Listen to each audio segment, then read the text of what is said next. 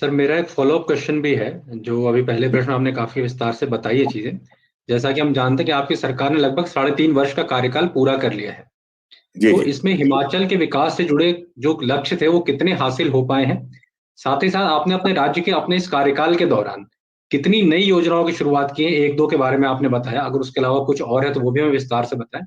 साथ ही साथ योजनाओं से वर्तमान परिवार कितना लाभ उठा पा रहे हैं, इसके बारे में कृपया बताएं। सबसे बड़ी बात तो ये है कि जहां तक अभी तक हमने लक्ष्य निर्धारित किए थे, मैं कह सकता हूं कि हमने उसमें लगभग 70% के लगभग हम कह सकते हैं कि उसमें हमने अचीवमेंट हासिल की है, उसमें उन लक्ष्यों को हासिल किया है। और जैसे हमने हिमाचल प्रदेश में एक तय किया, पहला कैबिनेट का निर्णय हिमाचल प्रदेश में आकर के हमने क्या किया कि जिन बुजुर्गों की वजह से हमने दुनिया को देखा है, दुनिया को समझा है, उनके प्रति आदर का भाव व्यक्त करने के लिए पेंशन की जो हमारी योजना थी, उस पेंशन की योजना में हमने 70 साल के ऊपर जितने भी बुजुर्ग हैं उनको सबको आय सीमा में छूट देते हुए पेंशन देने का ऐलान किया। और ये एक बहुत बड़ा काम हिमाचल प्रदेश में हुआ है। और आज हम लगभग 5,80,000 के लगभग लोगों को जो है वो हिमाचल प्रदेश में पेंशन दे रहे हैं। और पेंशन दे करके लगभग 875 करोड़ रुपए से ज्यादा उसमें हम खर्च कर रहे हैं, एक लक्ष्य जिसको हम कह सकते हैं। और उसमें विशेष तौर से जो हमारे बुजुर्ग लोग हैं जिनकी 70 साल से ऊपर आयु है, उस वर्ग को हमने पहली कैबिनेट की मीटिंग में जो हमने तय किया, उसके लिए लगभग 3,90,000 जो ऐसे बुजुर्ग हैं उनको पेंशन का प्रावधान जोड़ करके एक नई शुरुआत की हमने। एक बहुत बड़ा एक बेहतर रहा है। और उसी को आगे फर्दर सप्लीमेंट करते हुए अब की बार हमने इसमें और चीजें जोड़ी हैं। अब हमने जो हमारी माताएं हैं उनके लिए और ज्यादा उसमें जोड़ करके उनमें 65 वर्ष की ऊपर की जितनी भी हमारी माता हैं उनको आय सीमा में छूट दे करके पेंशन का प्रावधान उसमें और जोड़ा है। ये नई एक एडिशन की है। और उसके बाद जहां मैंने कहा कि जनमंच के बारे में मैं जरूर कहना चाहता हूं, ये अलग तरह का कार्यक्रम पूरे देश भर में किसी प्रदेश में नहीं है। इस प्रकार का कार्यक्रम जो अलग हट करके इसलिए मैं कह रहा हूं कि पहले प्री जनमंच होता है, लोगों को सूचना दी जाती है कि इस तारीख को यहां इस स्थान पर जनमंच का आयोजन किया जाएगा। हमारे वहां के फील्ड के अधिकारी, एसडीएम, बीडीओ और सभी अधिकारी जो है वहां के लोगों से जो इश्यूज हैं उन इश्यूज को गैदर करते हैं, इकट्ठा करते हैं। लोग ऑनलाइन भी हमको देते हैं जो कंप्लेंट्स होती है उनकी। और उसके बाद एक मंत्री 1 महीने की 1 तारीख जो पहला संडे होता है, पहला रविवार होता है, उस स्थान पर जाता है। जिले के तमाम अधिकारी, वरिष्ठ अधिकारी साथ में जाते हैं, सब लोग बैठेंगे और जो शिकायत करने वाला होता है उसके सामने माइक दिया जाता है। अपनी अपनी समस्या का वो जिक्र माइक पर खड़े सभा में करेगा और मंत्री और अधिकारी उसकी समस्या का समाधान करेंगे। ये एक इस तरह का बहुत ही बेहतरीन, जिसको बोलते हैं हम, और मौके पर ही किसी को कोई रेवेन्यू का नकल ततीमा मिलना है तो मौके पर देते हैं, राशन कार्ड बनना है मौके पर बना के देते हैं, किसी का मेडिकल सर्टिफिकेट बनना है मौके पर हम बना करके देते हैं।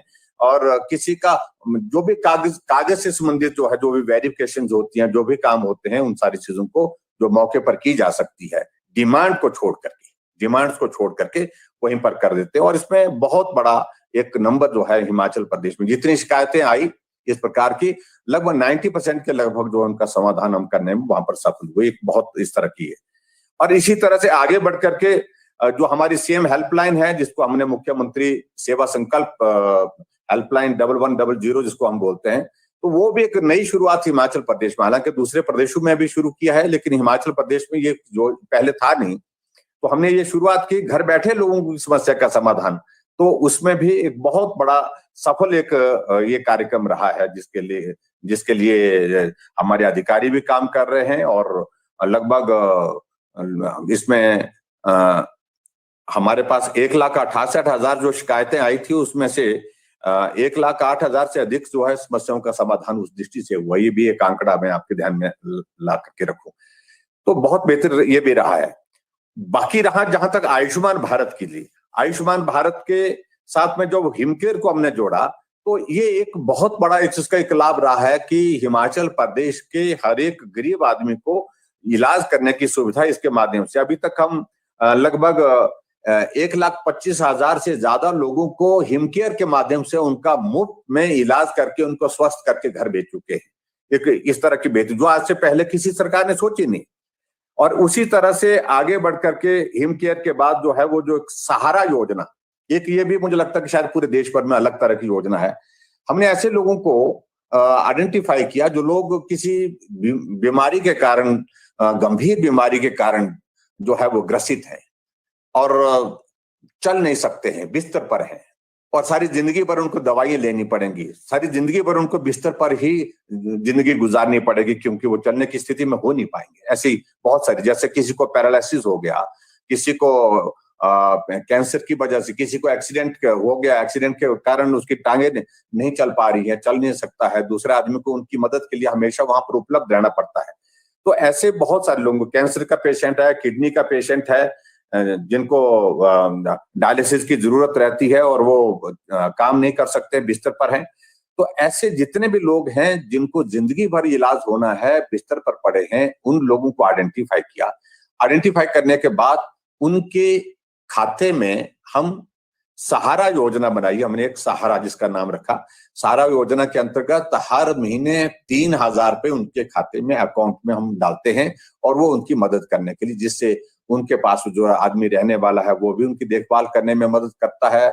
और उसके बाद जो दवाई वगैरह की भी जरूरतें रहती हैं, दवाइयों के लिए अलग से भी व्यवस्था करती है, सीएम रिलीफ फंड से भी मदद करते हैं, दूसरी जगह से भी मदद करते हैं, लेकिन एक स्थायी व्यवस्था उनके लिए इस प्रकार से की है ताकि उनकी हम मदद कर सके। ये भी एक बहुत बड़ी पॉपुलर स्कीम हुई है। और उसी प्रकार से एक और योजना हमने हिमाचल प्रदेश में जो शुरुआत की है, जो मुख्यमंत्री चिकित्सा सहायता कोष और मुख्यमंत्री राहत कोष, ये दोनों योजनाएं, उसमें से एक योजना पहले थी चली हुई, लेकिन चिकित्सा सहायता कोष की एक और शुरुआत की हमने हिमाचल प्रदेश में गरीब लोगों को मदद करने के लिए। इसी प्रकार से उज्ज्वला योजना का मैं जिक्र कर रहा हूं। जैसे मैंने कहा कि 1,36,000 घरों को जो है वो गैस का चूल्हा उज्ज्वला योजना के अंतर्गत मिला। और फिर हमने कहा कि हिमाचल प्रदेश में तो कोई घर रहना नहीं चाहिए गैस के बिना। हमने तय किया 2,92,000 परिवारों को हमने एक नई योजना जो हिमाचल प्रदेश में शुरू की, जिसका नाम हमने गृहिणी सुविधा योजना रखा। उस योजना के अंतर्गत हमने हर एक घर में गैस का चूल्हा पहुंचाने में सफलता हासिल की, यानी कि हम उस लक्ष्य में पूरी तरह से सफल हुए। इसी प्रकार से आगे बढ़ करके हमने अब के इस बजट में एक और चीज हमने शुरुआत की है, वो जिसकी हमने अभी हाल ही में इस बजट में घोषणा की है, वो जो बेटियां हैं हमारी, उन बेटियों को जो है वो शादी के इस पर, क्योंकि बेटी जो है वो बड़ी होकर के दूसरे परिवार में जाती है, जो बीपीएल परिवार की है, अनुसूचित जाति के परिवार की है, और उसके बाद बीपीएल कैटेगरी में जितनी भी हैं हमारी इस प्रकार की बेटियां, जब शादी होगी तो शादी के दिन उनको जो है शगुन योजना शुरू की हमने। शगुन योजना के अंतर्गत 31,000 रुपए उनके अकाउंट में हम मदद के रूप में डालते हैं, जो बीपीएल परिवार की। तो एक नई शुरुआत हिमाचल प्रदेश में हमने इस दृष्टि से की है। और उसी तरह से मुख्यमंत्री स्टार्टअप योजना, जिसमें हिमाचल प्रदेश में हमने एक शुरुआत की और उसमें भी एक अच्छा रुझान आ रहा है। और एक बहुत ही महत्वपूर्ण योजना हमने हिमाचल प्रदेश में शुरू की, जिस योजना को हमने नौजवानों के बीच में लेकर के हम गए, और उस योजना में काफी अच्छा एक रुझान आ रहा है, मुख्यमंत्री स्वावलंबन योजना। मुख्यमंत्री स्वावलंबन योजना के अंतर्गत ऐसे लोग, ऐसे नौजवान हमारे जो नौकरी की तलाश में न जाकर के अपना काम शुरू करना चाहते हैं, व्यवसाय करना चाहते हैं, उनके लिए हमने एक लोन देने का एक ये किया, प्रावधान किया। और उस लोन में, जो लोन से वो अपना काम शुरू कर सकते हैं। अगर कोई बेटा शुरू करता है, नौजवान शुरू करता है, तो उसके लिए 25% सब्सिडी उसमें रखी गई है। कोई अगर बेटी काम करती है, उसके लिए हमने 30% रखी है। कोई अगर ऐसे है कि कोई विडो है, वो अपना काम शुरू करना चाहती है, उसको 35% जो है उसमें हमने सब्सिडी रखी है।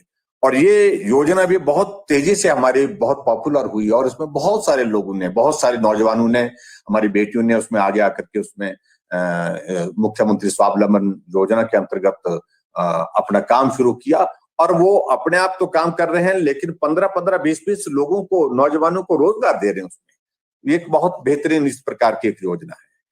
और इसके अलावा हिमाचल प्रदेश में एक और योजना की शुरुआत हमने की, वो पहले बजट में हमने अनाउंस की थी। उस योजना के अंतर्गत हमने ये तय किया कि हिमाचल प्रदेश में शिमला, मनाली, धर्मशाला, ये सारे जो है, कसौली, ये सारी टूरिस्ट डेस्टिनेशन जानी जाती हैं, लेकिन ये सैचुरेशन पर आ गई हैं आज की तारीख में। लोग यहाँ से हट करके भी जाने चाहिए, और जो टूरिस्ट हिमाचल प्रदेश में आता है उसको हम और जगह भी जो सुंदर स्थान है उनको दिखाने में, अपना एक टूरिज्म को प्रमोट करने में काम करना चाहिए। उस तरह से हमने एक प्रयत्न किया। तो एक नई योजना हमने हिमाचल प्रदेश में शुरू की, और उस योजना के अंतर्गत, जिस योजना का नाम हमने रखा नई राहें नई मंजिलें, वो एक नई डेस्टिनेशन टूरिस्ट की हमने डेवलप करने के लिए उस दृष्टि से हमने शुरुआत की है। और उसमें 5-6 जगह हमने वो टूरिस्ट डेस्टिनेशन डेवलप करने के लिए काम चलाया है। और आने वाले समय में, अभी कोविड के कारण थोड़ा काम हमारा प्रभावित हुआ उसमें, लेकिन वो नई टूरिस्ट डेस्टिनेशन जो है, जिसमें एक जगह हम कर रहे हैं जो स्कीइंग के लिए, स्नो स्कीइंग के लिए, उसके लिए हमने प्लान किया है चांशल का। डीड व्हीलिंग जो हमारे कांगड़ा जिला के अंतर्गत पड़ता है, वहां पर हमने जो है पैराग्लाइडिंग का किया है।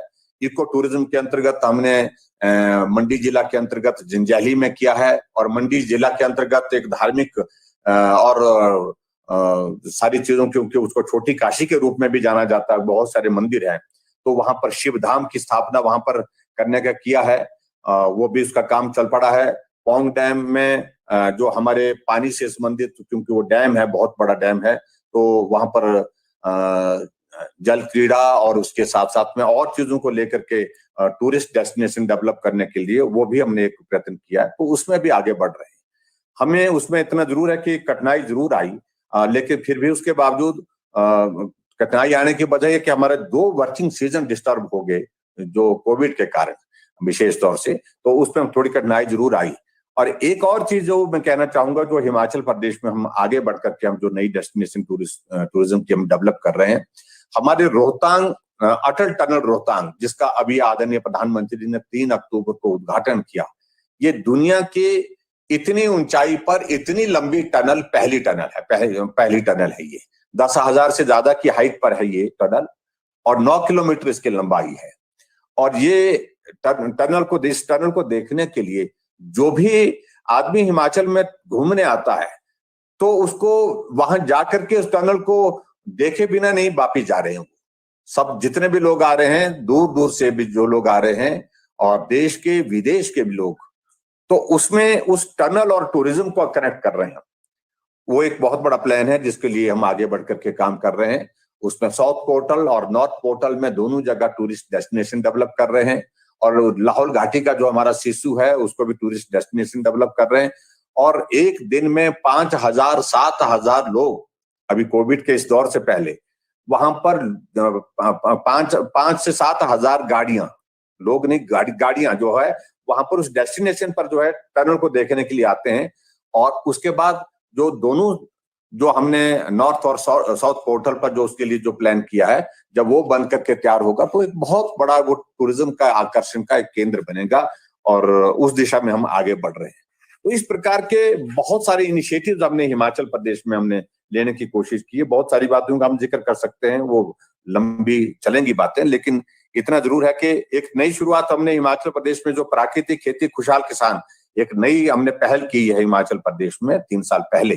जो प्राकृतिक खेती, जो आदरणीय प्रधानमंत्री ने विशेष तौर से जिसके लिए कहा कि भाई ये शुरुआत करनी चाहिए यहाँ, और उस शुरुआत को करते हुए हिमाचल प्रदेश में उस यानी कि जो केमिकल फर्टिलाइजर हैं, दूसरी सारी चीजें हैं, जिसके कारण जो है वो बहुत सारा पर्यावरण भी खराब होता है, और एक तरह का हम ऐसा महसूस करते हैं कि उसमें वो स्वास्थ्य के लिए उचित नहीं होता है, चाहे वो पेस्टिसाइड्स है, चाहे वो हमारी वो स्प्रे है, चाहे वो हमारी खाद है। तो इसलिए प्राकृतिक खेती की तरफ जो है हिमाचल प्रदेश ने जो रुझान किया है, और मुझे अब खुशी की बात है कि दूसरे प्रदेश भी उसमें बहुत तेजी के साथ हिमाचल के उस मॉडल को फॉलो कर रहे हैं।